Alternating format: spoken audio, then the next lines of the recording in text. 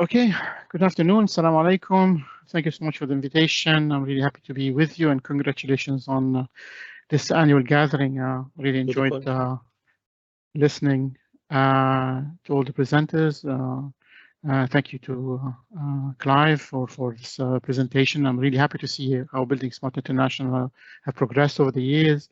I don't know how many of you are above 50, but I was a student member of the International License Interoperability that Rahul has mentioned. Thank you, Dr. Ali, for presentation. Dr. Ibrahim, Rahul, all really excellent stuff. And I'm just going to assume that everyone is an expert because obviously they are. And my presentation maybe is a bit different, but I'm going to subdivide it into 4 sections. I did change it a bit actually after listening to some of these discussions and questions. So first I'm going to introduce what we do, who we are, and the importance of roadmaps and dashboards for BIM adoption. And then the focus would be on the benchmarking report that we did for Dubai Municipality when we were asked to review their roadmap and BIM e-permitting platform. I can tell you from now they're really doing an excellent job. And just by doing an assessment and benchmarking report, it tells you something about the effort, because if you can't measure it, you can't improve it, as we say. And they have not only they're doing things, they're moving forward, but also they're measuring themselves and, of course, aiming to continuously improve. Section 1, who are we? Meaning we're ChangeAgents. This is the company. We are consultants, so many consultants. We work on different projects. Depending on the project, we have a different set of consultants. I'm going to present 3 things today. That's just as representing who we are, but this is not going to be, of course, comprehensive. The work we do mostly nowadays is through Assessor.io, which is our assessment toolkit, which is available to our ChangeAgents consultants. And of course, my most important hat is the BIM Excellence Initiative, which I'm hoping many of you would know about. I'm going to present all 3 very quickly. So ChangeAgents are consultants. We also have web developers working with us. We focus on digital transformation across the industry. We work with public and private clients. We've worked with Dubai Municipality, as I've just mentioned. We work with Ministry of Transport in Canada. We're working with another group, like a large group in Canada. We developed a web tool for the Ministry of Housing in France. We did roadmaps across, a number of countries, etc. So we have a bit of experience in this topic. So Assessor.io is our toolkit for assessment, and we focus on 3 things: how to assess, how to enable what we refer to as digital performance agents who work within companies, agents who work within the public sector. We want to help them to assess the market, to assess their organization, to analyze what they're assessing, and of course enabling them to achieve digital transformation at an accelerated pace. So when we say assess, we provide our platform, the Assessor.io, which is really unique in its abilities to do campaign management, or unique assessment templates, both standardized and custom. We do have now, we've been doing this for a long time, like since 2013, so we have lots and lots of benchmarks that we can compare organizations against. Our own unique metrics. We develop our own reports and insights, and of course helping these agents within companies and public entities to develop roadmaps and strategies through modular approaches. We help companies to do role mapping. If they're moving into digital transformation, they want to do digital twins, they want to do open BIM, they want to do anything related to digital transformation. We have the language, the modules needed to do role mapping and to develop information and activity flows. The platform, you'll find this information online. This platform includes lots of things, but it's very powerful in enabling large-scale performance assessment, whether it is maturity, whether it's competency, compliance, etc. we develop our own customized reports for each client. Now, the third hat is the not-for-profit hat is the BIM Excellence Initiative, or the BIM-E initiative, with some, as I mentioned, includes some of resources and tools that some of you may are already aware of. Our mission is to accelerate digital transformation, very similar to what all of us probably in the room and online are aiming to do, whether within their companies or across their market. The way we try to do it is to demonstrate new ways of thinking about the problem and approaching the problem, and we do that by like combining three components. One is what we refer to as a common knowledge structure, like things like common terminology, common use cases, similar to what buildingSMART International have done, but all are interconnected through a very small number of projects. We have a very specific number of projects, and also we are reliant on a community of researchers. So our connected knowledge is a combination of things, whether it's what we refer to as foundations, which is all research, peer-reviewed research published. Then we deliver tools, but before we deliver tools, we distill the foundations into a series of blocks, which we can connect in different ways. And we generate lots of template activity flows or workflows for people to customize on their own. And we have lots of blogs and communication tools that we communicate with the industry. And we have these connected projects, which you may know about BIM Dictionary if you go bimdictionary.com. Second project is knowledge sharing, which is what I'm doing at the moment. We have a project about competency and learning, another one about performance improvement. Project E with macro adoption, which really informs this presentation, because this is where we collected information and we have the metrics necessary to understand how adoption need to be handled or is best handled across a macro scale, meaning across a market. And Project F is about integrate information. We have our own framework which connects to ISO standards, but focuses more on a granular approach or modular approach to executing small and large assets. The third component of the initiative is this community of researchers. We have more than 160 volunteers from 41 countries. They're working on these different projects. So, for example, if you go to bimdictionary.com, you will find like 800 terms translated in some languages completely, like all 800 terms are translated, but others are still being translated. We have more than 27 languages, and our community is made of professors, professionals, and students. What we deliver is matrices and lists, which are all free, available to download. We do macro assessments through our projects. We deliver modular workflows for people to customize, and we have open access tools as well. So, of course, this is today's just a brief background about what we do and why, how what I'm going to be telling you next has been informed. So it's been informed by all this not-for-profit work in the macro adoption sphere. It's also been informed by our commercial work in assessing public sector organizations and a large number of private sector organizations as well. So today, the presentations by Dubai Municipality is about the dashboard, but also the roadmap, and we ask ourselves, why are these important? Of course, it's self-evident why they're important, but we need to focus a little bit more on how they're approached, and and based on how they are approached, you will see their importance grows in your eyes. And we're using in analyzing this topic on the macro. We're relying on the macro adoption project, which you can later visit on. If you go macroadoption.com, you will see that we are currently in phase 3 of this project, where we've assessed. We already assessed like tens of countries, and in the next couple of years, we are doing 30 countries in one go. Trying to understand what are the best policies, what are the best educational approaches and frameworks, and what are the best organizational adoption techniques that we can recommend. And all of this will be available. Both the data sets and the recommendations will be available through the macro adoption, which is not for profit, and all the resources are free.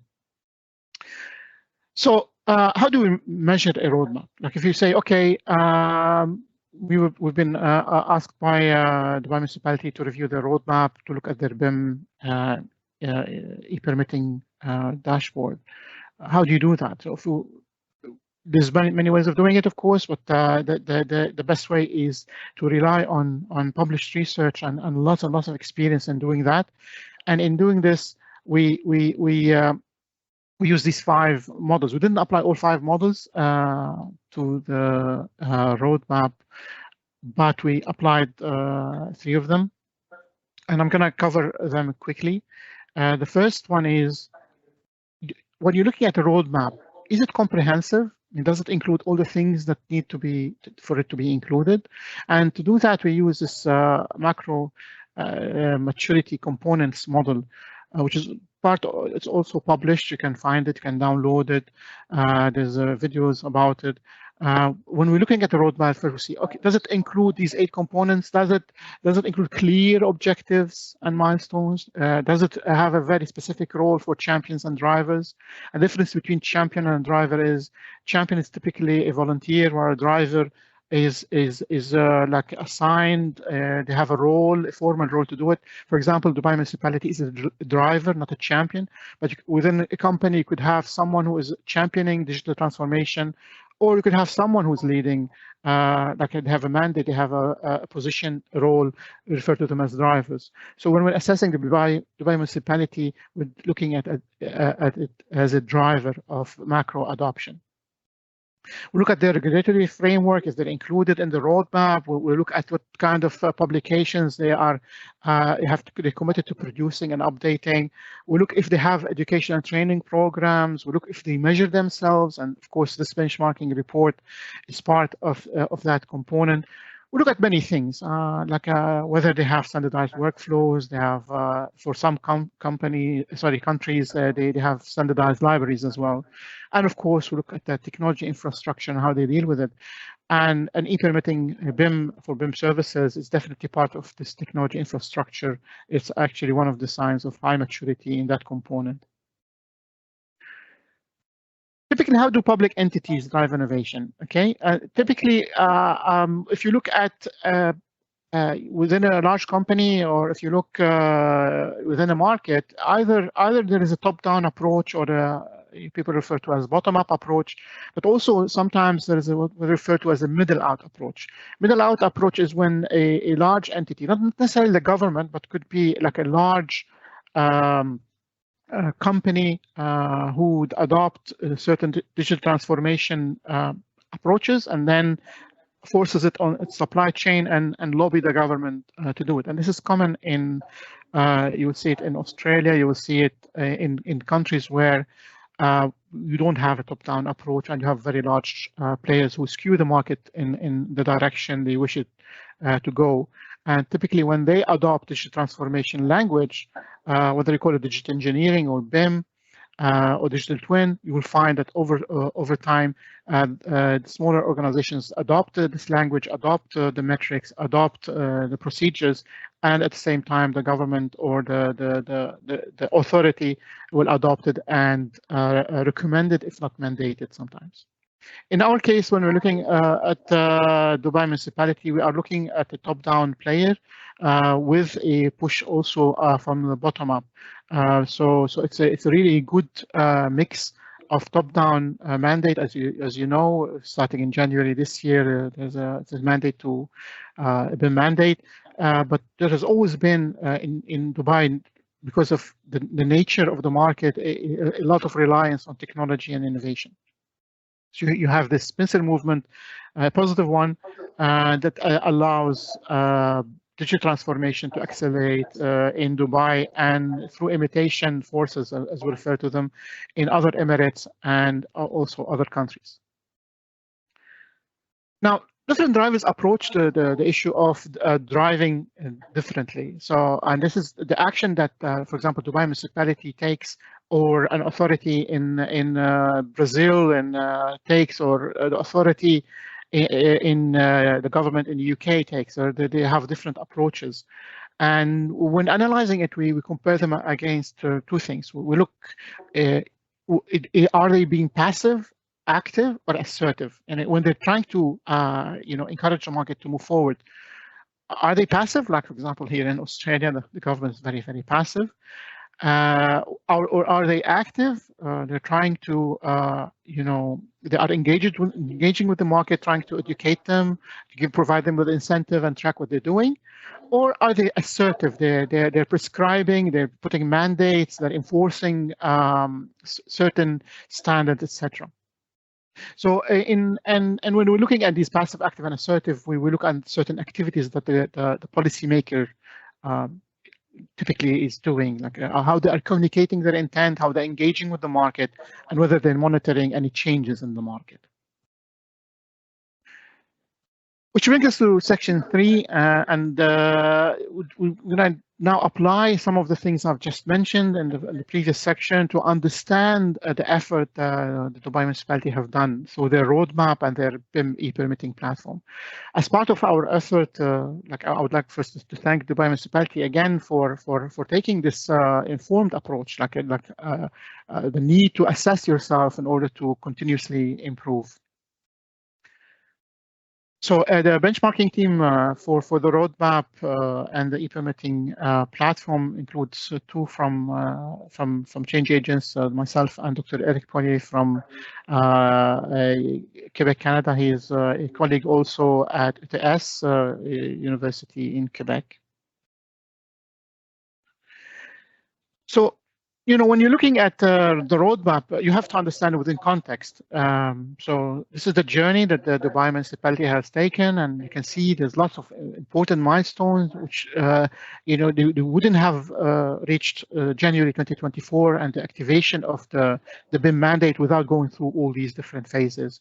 And there's a lot of work to they've done, and they will continue to do. But just look at what they've done to get to this point. So as mentioned by other speakers, there's a lot of effort, there's a lot of trust building to get to this point.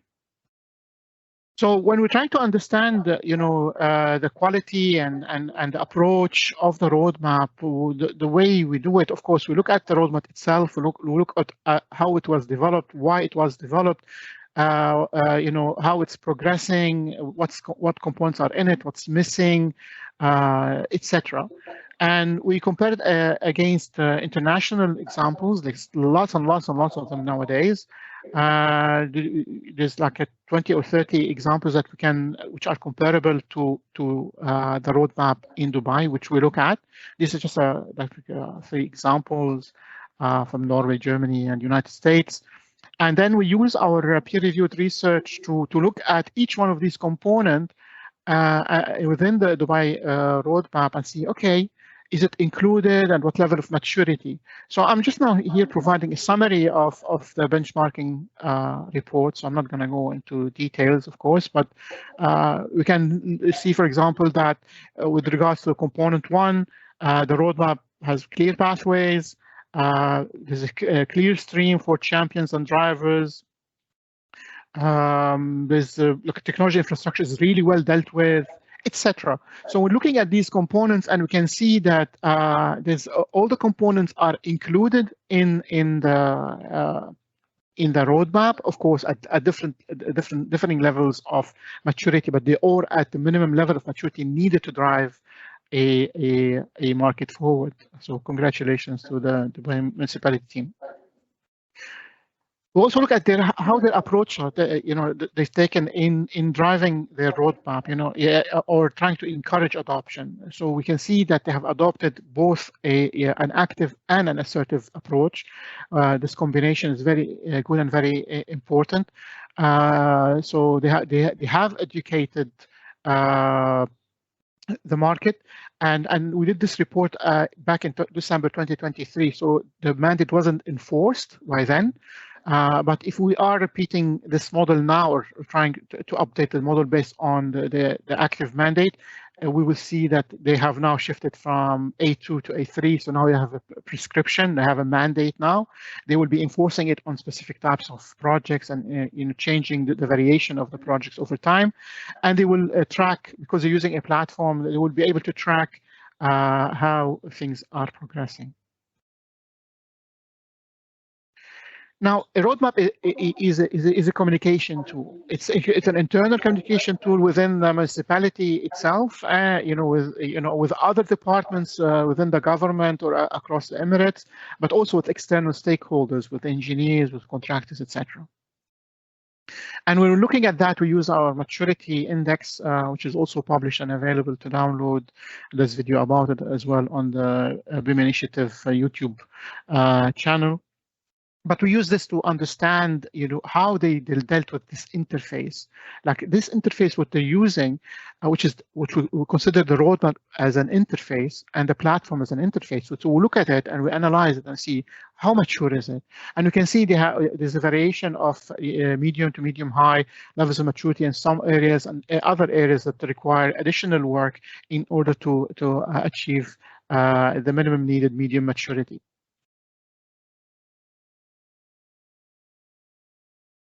Then we looked at the Dubai Municipality BIM standards, which has been covered extensively by Dr. Ibrahim, and I'm sure many of you already are familiar with it. And when we review them, we review them against similar standards, of course, by similar public entities, local governments, etc.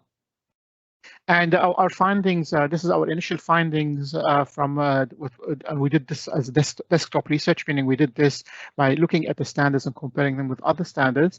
We see that it includes the necessary classifications, have the right naming conventions, there is step-by-step information, etc. And you see a lot of stress on OpenBIM, which is really important. And we congratulate, of course, and Dubai Municipality on this approach. And having the same champions and drivers leading Dubai Municipality and being part of BuildingSMART, of course, is an excellent mix to get this focus on OpenBIM. Now, a group also, which was mentioned before by Dr. Ibrahim, is, I'm not sure how to pronounce this properly, is it Subha or Sub? I don't know, Super Reality, PNC Architects team, they reviewed the standards and provided the evaluation, which we included in our report. So these are people who are using the standard or used the standard on a pilot project and provided their input. And the benefits they highlighted is that it does empower consultants. It has examples which are easy to understand about information exchanges. There are some IFC exports, are important, but they pose a challenge as well. But at the end of the day, it does enhance the consultants' process. So these comments are coming from people who use these standards. So for us, we look at it comparatively, we look at it theoretically, we look at what's missing compared to what we call the optimal set of standards. But and we found that most things are there, but these people who have used the standards they have declared these benefits. But they also declared some challenges as well. Like certain things which are quite technical, and I'm sure the team at Dubai Municipality will be working on addressing these challenges. Some things need manual editing, some things take a little bit more effort than expected, etc. Of course, this is work in progress, as mentioned, and it will continuously improve. But if this is the first iteration, so this is excellent.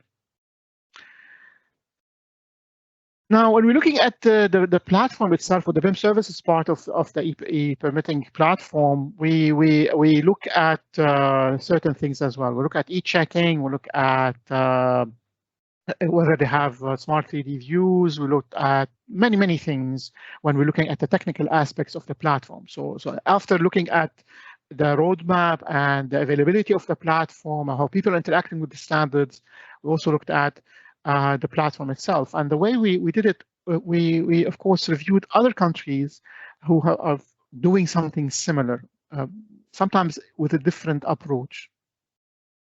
But then we focused later on, after comparing the different countries' approach to e-permitting for BIM services, we decided to focus on the market leaders, which up till now were Singapore, and then comparing UAE or Dubai Municipality's effort as a leading like an entity in the Emirates doing this to Singapore. So we did lots of comparisons. I'm not going to bore you with the details, but we look, for example, whether projects outlined for what's the format, for example, how do you deal with issue management? I will compare the Build in Dubai, the BIM e-permitting platform, to Coherent X in Singapore. We can say that it compares positively. Like, remember, we're comparing against what we consider to be best in class at the moment, which is the work in Singapore. And the work done by Dubai Municipality is very positively compares in many dimensions. There's only small differences here and there where Build in Dubai you can consider it to be more advanced than Coherent X, and in other areas where Coherent X, which has like the benefit of multiple years of iterative development, that certain things in Coherent X are a little bit more advanced than what we have currently in Dubai. But looking at you guys are discussing what you're doing, I think this gap will be closed if not already closed. Another way of looking at the platform is to compare it against the Accord framework, which is it's a framework developed in the EU as part of Horizon, and it focuses on how best, what are the criteria or the attributes needed to automate the building permit process through compliance and open, etc. So this is another way of looking at the Dubai Municipality's platform, by comparing it to the framework. And there's a lot of them. There's 43 criteria, 46 criteria in the Accord framework, and we looked at each one of them and we say, okay, does this platform, the Dubai Municipality e-platform for BIM services, does it comply with this framework? And you can see so many yeses here. Like, does it provide automated compliance checking? Yes. Does it support post geospatial BIM IFC data input? Yes. Is it dynamic, etc., etc.? So there's many of these that you can, look at and analyze and appreciate. But we found that the Dubai Municipality meets 37 of 48, which is amazing. If this is the first iteration after the mandate, that's a great effort. So I suspect that you'll meet and exceed all these criteria very soon. So based on our reviews, based on our experience in this space, we generated a set of recommendations for the municipality to take into consideration in order to continuously improve its roadmap, the next iteration of the roadmap, to continuously improve its standard, the interface between it and its supply chain, etc. So we provided a set of recommendations which are summarized here. One, of course, is a new roadmap, an expanded roadmap that covers more than BIM and GIS, to focus on digital transformation as a whole, to incorporate the digital twins and smart cities and 3D printing, which are already like and machine learning and many things like that already happening through different initiatives in Dubai and across the Emirates, to incorporate that into their roadmap. There's lots of initiatives in the government in Dubai, as you would expect. So to align the roadmap with these, so there's less churn and there's more alignment and more efficiency, etc. And you can read all these recommendations on your own. Some of them about making the standards digital, like to digitalize them so people can access them rather not as PDF documents, but more as digital clauses that they can incorporate in their work, which I understand is under consideration if they already not already started to doing that. And many things, and to develop learning outcome frameworks, and to to share, lessons learned with stakeholders. So that was a rapid fire kind of review of the good work, the excellent work done by Dubai Municipality when it comes to its macro adoption roadmap and their platform and their standards. We also, did like more detailed studies on certain aspects, which today it's very difficult to cover in this session. But in general, based on what we know, what others are doing, what we know should be done, and we look at what Dubai Municipality have achieved so far, we can fairly summarize that the Dubai Municipality is doing an excellent job, and it's on track to have one of the best or most mature e-permitting for BIM services platforms. They continue on the pace what they're doing at the moment. If they increase engagement with industry, commit some resources for training for the supply chain, etc. Dubai Municipality is on track to develop an excellent platform for digital transformation, which will accelerate industry's move to open BIM and to increase efficiency and productivity. And I'll stop here and see if anyone has any questions about the presentation. Thank you.